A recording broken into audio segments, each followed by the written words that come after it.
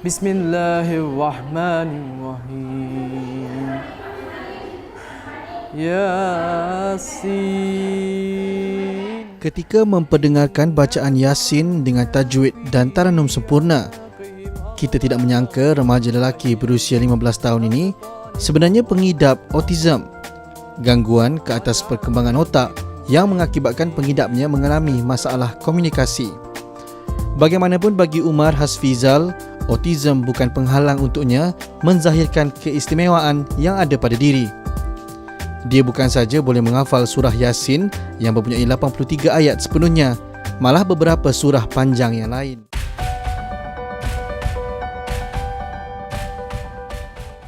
Indah berpalam si awan petang, berarak celah pepohon ara. Pemanis kata selamat datang, awal bismillah pembuka bicara. Assalamualaikum warahmatullahi wabarakatuh. Salam sejahtera dan salam perpaduan saya ucapkan kepada hadirin sekalian. Alhamdulillah, bersyukur kita kehadrat ilahi kerana dengan izin serta limpah kurnianya dapat kita bertemu lagi dalam sebuah diskusi ilmiah, iaitu sebuah program pengisian ilmu yang akan membicarakan dan mengupas tentang isu-isu terkini yang ada di Malaysia.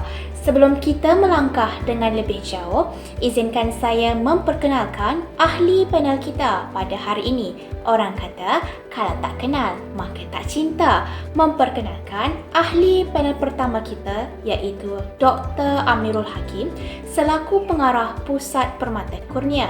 Seterusnya, Encik Aidil Zikri selaku Sekretariat Persatuan Kebangsaan Autism Malaysia.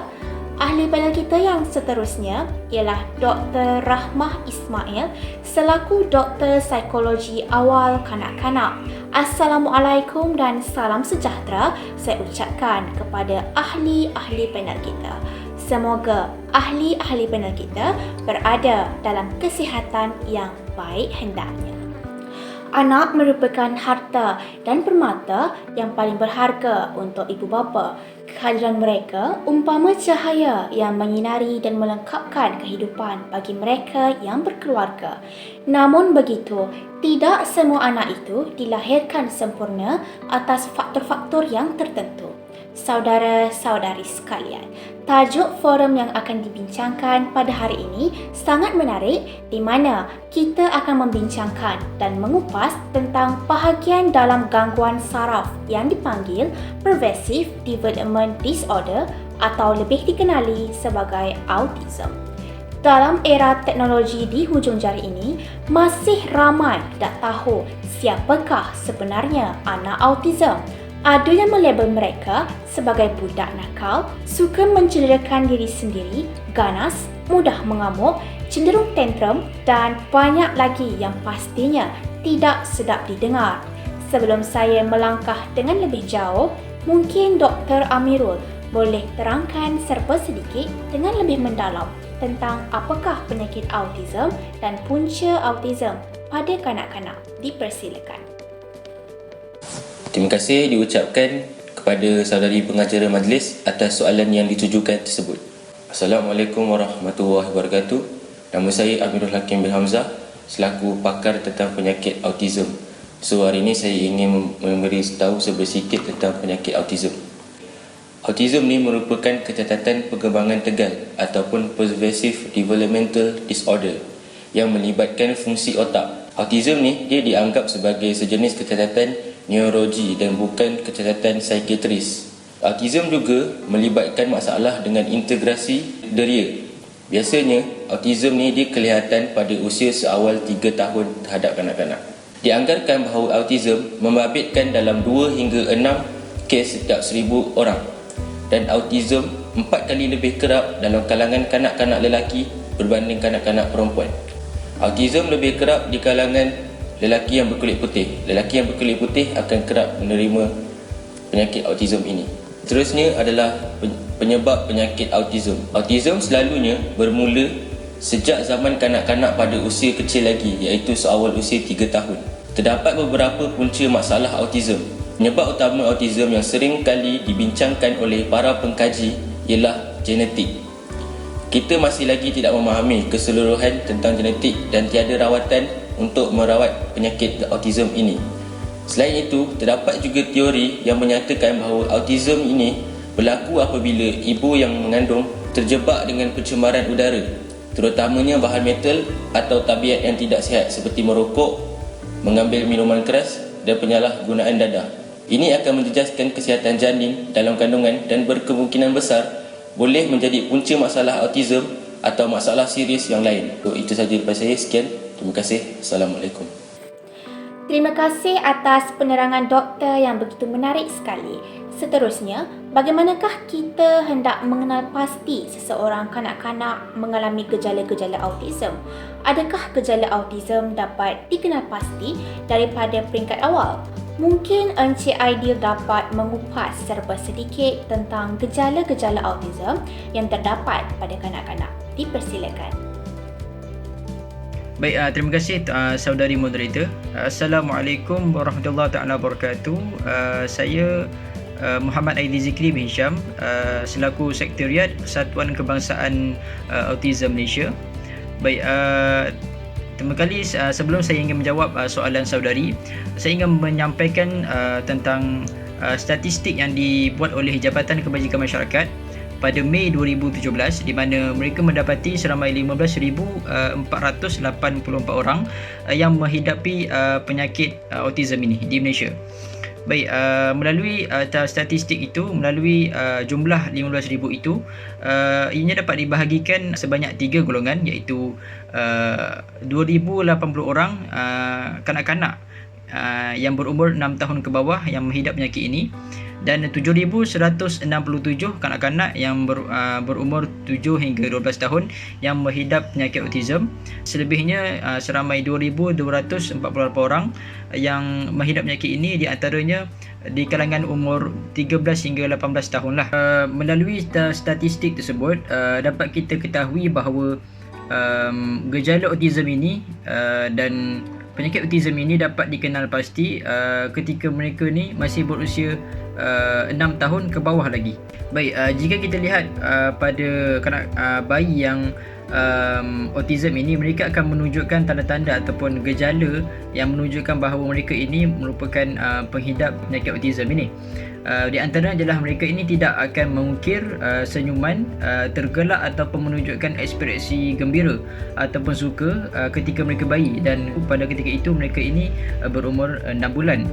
Dan seterusnya mereka ini tidak akan membuat bunyi, senyum ataupun ekspresi wajah ketika bayi berusia 9 bulan. Seterusnya mereka ini juga tidak membuat gerak isyarat untuk berkomunikasi seperti melambai ataupun mencapai ketika mereka ini berusia 12 bulan. Selain itu, gejala yang kita dapat lihat, mereka ini pun tidak memberi tindak balas ketika nama mereka ini dipanggil, dan pada ketika itu mereka ini berusia 12 bulan. Dan seterusnya mereka ini pun tidak akan mengeluarkan perkataan ketika kanak-kanak, dan pada waktu itu mereka sudah pun mencapai usia 2 tahun.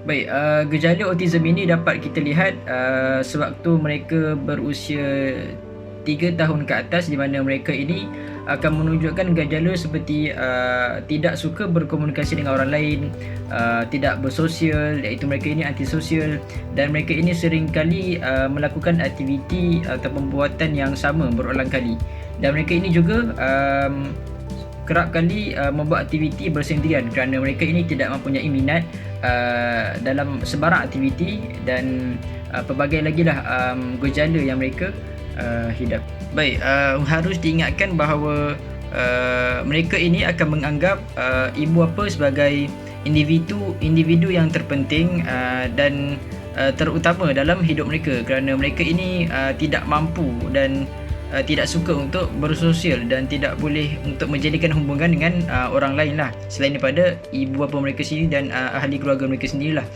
Dan mereka ini, sekiranya mereka ini berpisah daripada ibu bapa mereka sendiri, mereka akan menimbulkan masalah lah, seperti mereka ni akan menangis, menjerit dan membuat perangai dekat mana-mana, kerana mereka ini ingin menunjukkan yang mereka ini tidak suka untuk berpisah dengan ibu bapa mereka sendiri.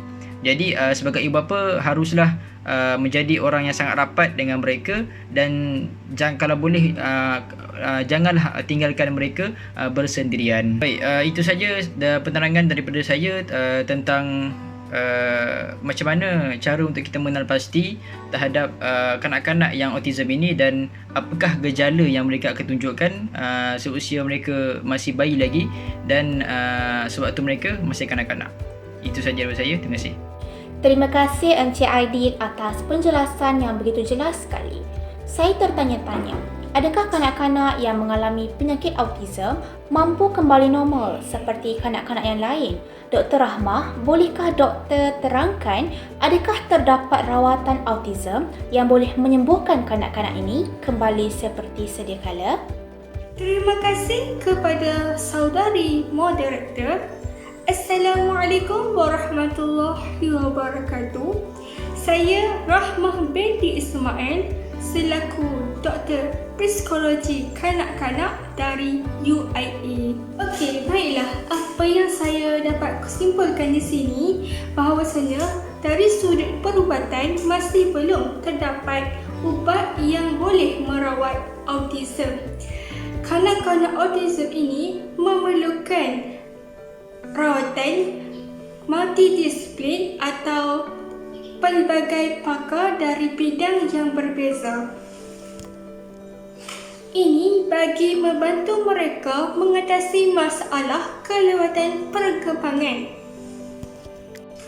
Terapi ini dapat membantu mereka mendapat kemahiran yang diperlukan seperti belajar berkomunikasi dengan orang lain dan menguruskan diri. Antara terapi yang penting untuk kanak-kanak autism adalah terapi pertuturan bahasa dan cara kerja. Selain itu, terdapat terapi pemulihan pertuturan bahasa diberikan oleh pengawal pemulih pertuturan atau terapis pertuturan bahasa.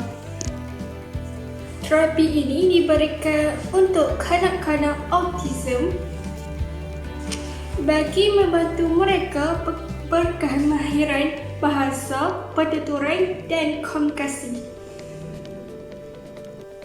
Maklumat terapi diberikan untuk mengoptimumkan fungsi kanak-kanak autism berkomunikasi.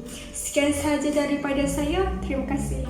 Terima kasih doktor atas hujah dan fakta yang dikemukakan.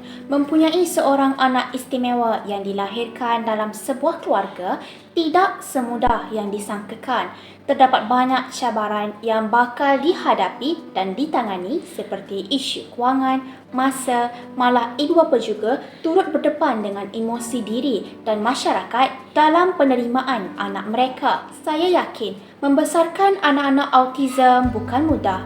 Berat mata memandang, berat lagi bahu yang memikul. Ketika ramai ibu bapa gembira membesarkan anak di depan mata, ada banyak pasangan berperang dengan emosi, menahan telinga daripada sindir dan cemuh hanya kerana memiliki anak istimewa. Ternyata, menepis dugaan bukan semudah menutup telinga. Kadangkala, telahan pantas hadir dalam kalangan jiran tetangga. Namun, hati pasti remuk andai kekurangan anak dijadikan perbandingan dalam kalangan ahli keluarga. Oleh itu, saya menyeru kepada semua agar kita semua mampu menjadi komuniti yang lebih berhemah dan prihatin serta mempunyai sifat ihsan antara satu sama lain. Janganlah kita mengambil peluang untuk menindas mereka-mereka yang lemah atau mempergunakan mereka untuk kepentingan sendiri. Sebaliknya, ambillah peluang ini untuk membantu dan menyemai sikap kasih sayang kepada kanak-kanak autism ini. Hadirin dan hadirat sekalian, oleh itu tamatlah sudah forum kita pada hari ini. Saya mewakili majlis ingin mengucapkan terima kasih kepada 4 orang ahli panel kita kerana sudi memeriahkan majlis dan sudi berkongsi ilmu mereka pada hari ini. Semoga kita semua mendapat ibrah dan manfaat. Pergi ke dusun memetik kelapa, kelapa muda si kelapa Bali. Jari disusun, maaf dipinta, panjang usia, bersua kembali. Sekian, wabillahi taufiq wa hidayah. Wassalamualaikum warahmatullahi wabarakatuh.